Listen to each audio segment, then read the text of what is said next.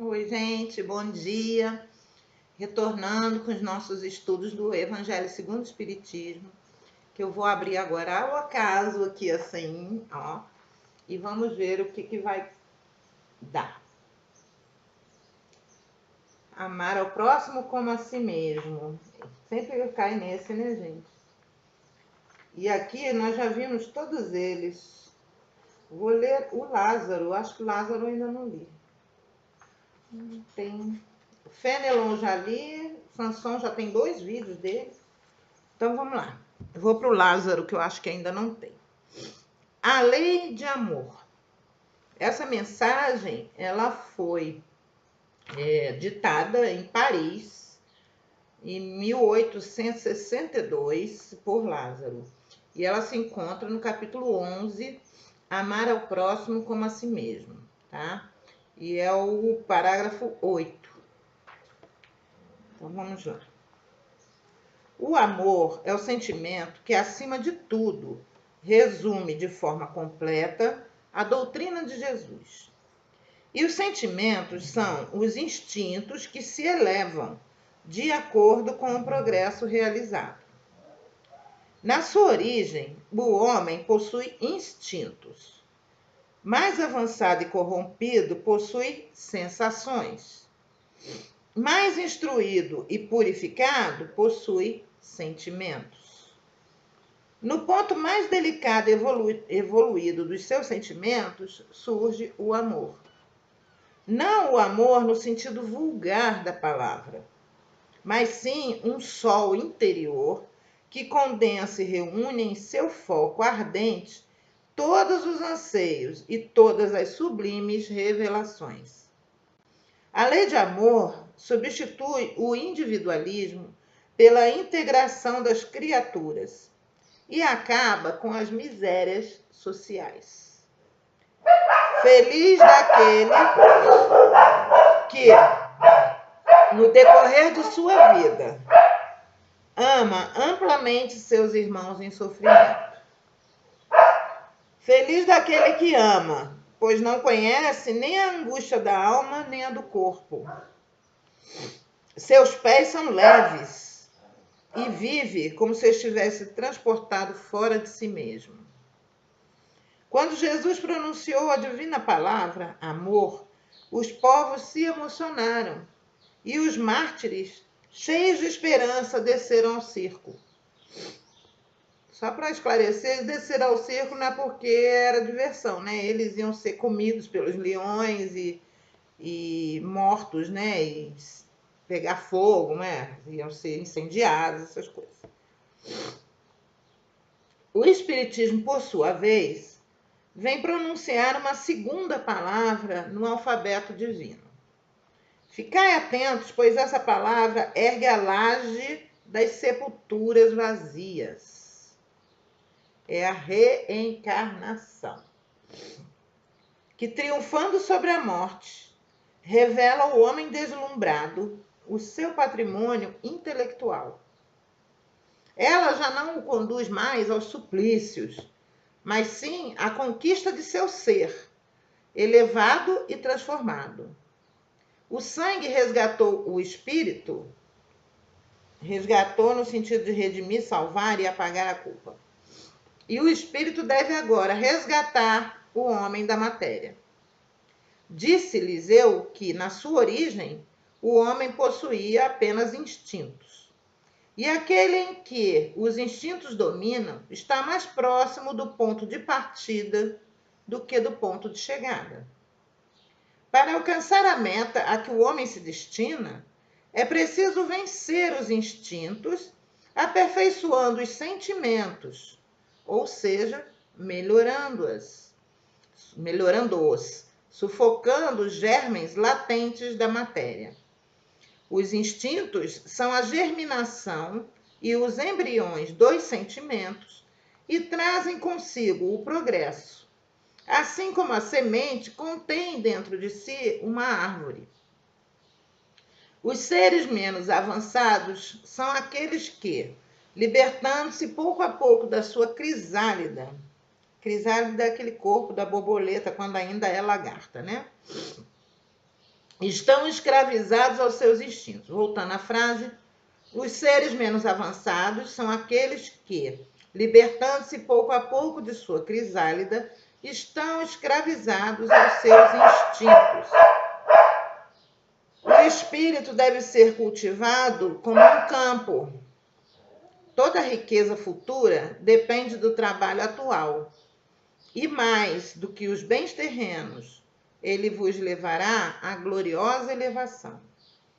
É então que, entendendo a lei de amor que une todos os seres, encontrareis os suaves prazeres da alma, que são o início das alegrias celestes, as alegrias celestes. Então, gente, olha só. Tem um ensinamento muito importante contido nessa mensagem, que está nessa evolução. Inclusive, nós falamos um pouco sobre isso no vídeo do automatismo, né, em que a gente vem percorrendo todo o caminho da evolução até do princípio inteligente daquela mônada até a individualização do espírito. E aqui ele fala isso. Na sua origem, o homem possui instintos. Kardec fala no Livro dos Espíritos que os instintos geralmente conduzem o homem para o lado certo, os animais em si, para o lado correto. Que o problema do homem não são só os instintos, é o problema dos instintos mal guiados para as sensações, né? Então, quando o homem passa a se guiar pelas sensações, é que está o problema. Os instintos o guiam, e nós trazemos esses instintos ainda, nos guiam para o quê? Para o cumprimento das leis divinas. E o nosso trabalho na Terra, nas idas e vindas que nós fazemos aqui, seria justamente a transmutação deste instinto em sentimento. Só que neste caminho entre o instinto e o sentimento, os sentimentos, leia-se, né, sentimentos positivos, existem as sensações do ego, ok? Não à toa, né, a psiquiatria, algumas linhas da psiquiatria dividem a nossa mente em uma base, né, mais terra-terra, que é o id, que seria a correspondência dos instintos. O ego no meio, que seriam as sensações. E o superego acima, que seriam os sentimentos. Essa tríade, ela também é trabalhada na teosofia, certo? Então, o id, instintos, ele estaria mais ligado ao corpo terreno. O ego, né, os sentimentos, as sensações, elas estão mais ligadas aos nossos desejos, ok? E os sentimentos, eles estão mais ligados ao nosso espírito eu superior, né? Aqui é a fagulha, né, a centelha divina. Então, pela teosofia, o que tem que se fazer é educar o instinto para que ele se torne sentimento e afastar o ego. Porque o ego, ele traz o que pra gente? A ilusão. É pelo ego que a gente acha que a gente é melhor que o outro, que a gente é mais inteligente, que a gente é mais sábio, que a gente é mais eleito, que é mais protegido, seja o que for, né? Deus não faz diferença entre todas as suas criaturas. Todos nós, inclusive a bactéria menorzinha que tiver, é criatura e também está indo para a evolução. Deus iguala todos nós no seu amor. Então, é uma ilusão alguém achar que, por exemplo, eu sou protegido contra o outro. Não. Deus não protege um e prejudica o outro. Isso é uma ilusão, é uma antropomorfização de Deus. O que significa isso? É julgar Deus pelo homem. Nós somos imagem e semelhança de Deus, não Deus é a nossa imagem e semelhança. Ok? Deus é perfeição. E sendo perfeição, ele é justiça, ele é bondade, ele é amor infinitos. Sendo assim, ele não pode dar a uns privilégios e a outros provações, né? Então, o nível de provações e de benefícios e de bênçãos é distribuído igualmente. Deus é como se fosse um rio. Você pode chegar nesse rio com uma xicrinha assim, ou você pode chegar lá com um caminhão-pipa. Cabe a você ir descobrindo a fonte e ir bebendo nessa fonte, né? Segundo Jesus, quem bebe dessa fonte nunca mais vai ter sede. Então, nos tempos atuais, a lei do amor, ela é fundamental. Nós estamos sendo, digamos assim, julgados. Agora nós estamos no tempo da colheita desta humanidade, da raça adâmica. Então, o que vai separar a gente, né? É o tanto que a gente já consegue de se aproximar do sentimento e se afastar das sensações e do instinto, ok? Então, isso é uma punição? Deus está... Eu estou me contradizendo? Deus está escolhendo uns pelos outros? Não. Faz parte do processo evolutivo em que você vai passar de ano porque você passou nas provas que foram destinadas. Aqueles que não passaram de ano vão para outro turno ou para outra escola, tá? Reaprender não, porque não aprenderam, né? Aprender aquilo que ainda não conseguiram aprender, tá? Cada um de nós está num ponto dessa jornada evolutiva e está sendo dada a nós as provas e as bênçãos relativas e proporcionais a essa nossa evolução. E muito mais é valorizado quando a gente tem o esforço próprio e consciente de melhorar esse caminho. Então, aproveitem essa existência em que nós estamos fazendo o exame de admissão, né, o vestibular, e assumam a responsabilidade pela sua parcela no que será a próxima humanidade terrestre. O que você quer deixar para seus filhos, seus netos, para os seus descendentes, para as futuras gerações? É uma terra destruída, uma terra arrasada, com todas as suas fontes de água poluída, com seu ar poluído, desmatada, sem animais? Ou você prefere assumir que faz parte da natureza, que você não é um elemento excluído da natureza, e que se você está vivo é graças à paixão dos seres da natureza, né? A morte das plantas, a morte dos animais é o que mantém você vivo. Eles entregam suas vidas em sacrifício, muito embora nós os maltratemos. Temos que ter essa consciência. Não pode maltratar animais. Se possível, vamos começar a trabalhar a nossa cabeça para parar de comer os animais, para sutilizar nossas alimentações, nossas refeições. Nós já temos condições hoje de não precisar exterminar nenhuma raça animal, nenhuma espécie animal. Essa semana eu vi numa das revistas, acho que foi na Super Interessante, que o leão da montanha foi declarado extinto.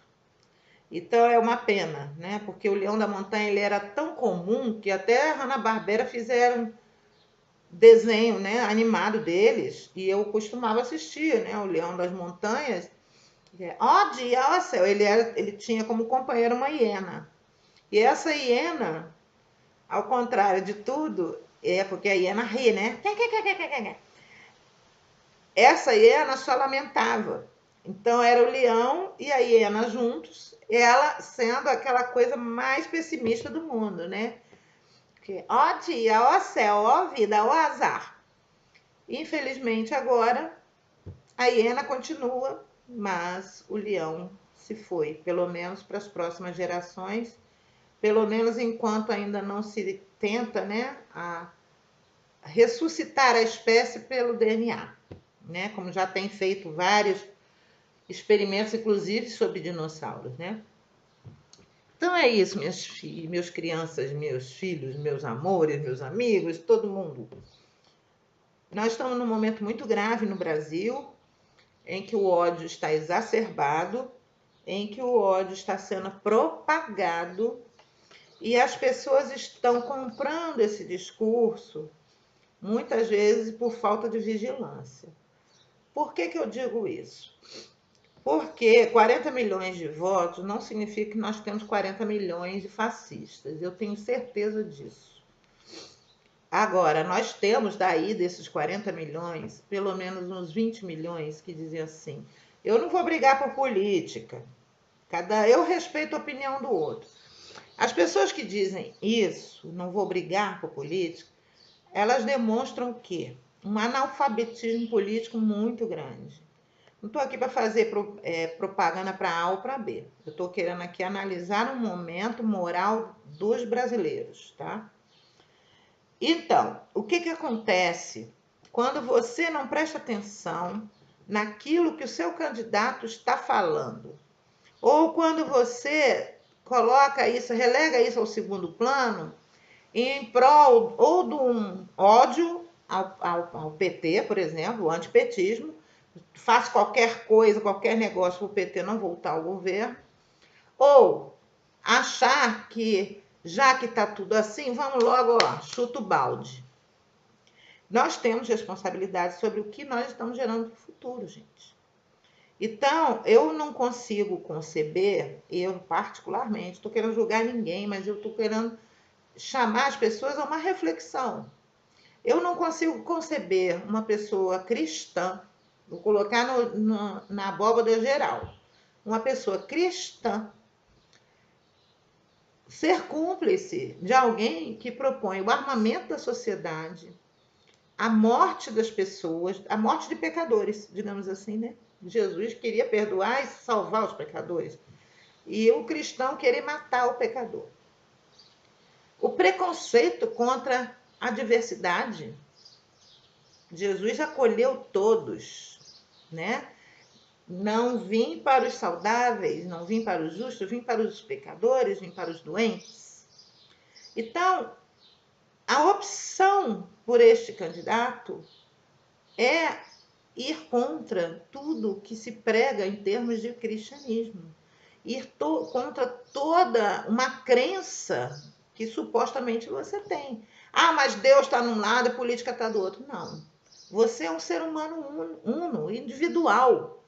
Tudo está dentro de você. Se você acha que Deus está de um lado e a política está do outro, nem as suas posições em relação a Deus estão muito claras. Porque Deus não te fez em compartimentos, certo? A sua posição política, ela mostra muito do seu caráter, da sua personalidade. Então, no fundo, você pode ter coisas inconscientes que você está expelindo porque o Bolsonaro está falando. Ele está sendo a voz para você expelir ódios, preconceitos e determinados embrutecimentos que até então você não percebia na sua personalidade. Então, essa eleição ela está sendo muito importante para jogar luz sobre as sombras de todos nós. Quem vota contra o Bolsonaro também tem que prestar atenção no quanto está sendo intolerante com o irmão que ainda não tem o esclarecimento, né? O quanto ele está contribuindo para esclarecer esse irmão. O quanto ele está contribuindo para a exacerbação dos ódios na sociedade. Então, eu sou cristão, eu vou votar contra o Bolsonaro e tudo, mas fica se degladiando com os outros. Então, o exemplo é a melhor forma de ensinar. Se você é realmente cristão, como você diz, vamos começar a agir de forma cristã. E isso eu falo para mim também, porque eu sou uma que dou muita patada aí por rede social. Mas, na verdade, a minha vontade não é de agredir. A minha vontade é de chacoalhar a pessoa. Tipo assim, acorda, olha só o que você está fazendo. Entendeu? Tem gente, amigos meus, que estão sendo massacrados pelos seus próprios familiares, amigos gays, certo? Que estão sofrendo um preconceito que eles jamais esperavam dentro da própria família, por parte de seus irmãos, parte de parentes, de primos, de tios, certo? A gente pensa que o preconceito está fora, não, ele está dentro do seu ambiente, dentro do seu lar. E não foi à toa que Deus reuniu vocês na mesma família. Algo há que se aprender aí. Então, este momento é um convite muito grande à reflexão sobre o que é realmente ser cristão, o que eu realmente acredito, desse acreditar, o que é que eu realmente consigo botar na prática. E aí você vai ver o quanto você está perto dos instintos, das sensações ou dos sentimentos, conforme Lázaro nos propõe, ok? Então vamos tentar, né, fazer preces pelo futuro do Brasil, tentar suavizar esse clima de ódio, essa fratura exposta da sociedade brasileira. Tudo tem um porquê, né? Se vocês repararem, nada fica escondido mais nesse mundo. Deus está botando tudo para fora. Seja a corrupção, seja as pequenas contradições do nosso ego. Tudo está sendo exposto. Todas as nossas sombras, as nossas mazelas estão aí para todos verem. Certo? E, inclusive, a grande hipocrisia sobre a qual se assentava a sociedade brasileira. Uma sociedade composta por negros que são racistas, por gays que são homofóbicos, por mulheres que são machistas. Vai entender? Não dá, né? Então, tá na hora da gente mexer esse caldo aí, da gente se enxergar como tudo isso. Nós não estamos a primeira vez no Brasil, nós somos fruto de 3 vertentes, que é a branca europeia, a negra africana e a vermelha americana. Nós somos frutos dessas 3 vertentes. E, como tal, nós não podemos encher a boca e colocar que nós somos exclusivamente uma delas só. Por isso, é dever nosso defender os indígenas, porque nós somos descendentes dos indígenas, defender os negros, porque nós somos descendentes dos negros, e enobrecer o branco, porque o branco já fez muita coisa errada nessa terra brasileira aqui. Fez muita coisa certa também. Mas nós trazemos um karma muito grande pela dizimação dos índios, pela escravidão dos negros, do sofrimento que a gente fez com eles, pela destruição do Paraguai na Guerra do Paraguai. Esses 3 karmas coletivos que nós temos que enfrentar, nós temos que estar conscientes dele para não repeti-los, ok? E principalmente atentos à história da humanidade. Nós estamos vendo hoje no Brasil o que aconteceu na Europa na década de 30, tá? O recrudescimento do fascismo, as pessoas sendo consideradas coisas e, em nome da coisificação do ser humano, barbaridades serem perpetradas. Quando você ouvir dizer que um gay não é gente, que negro não é gente, que mulher feminista não é gente, cuidado. A coisificação é que leva ao holocausto e ao genocídio. Então, esse foi o meu alerta. Quer votar no Bolsonaro? Vote, mas esteja consciente que você está assinando embaixo de uma promissória que te vai ser cobrada em futuro bem próximo, ok? Uma boa semana para todos, muito amor para todos também.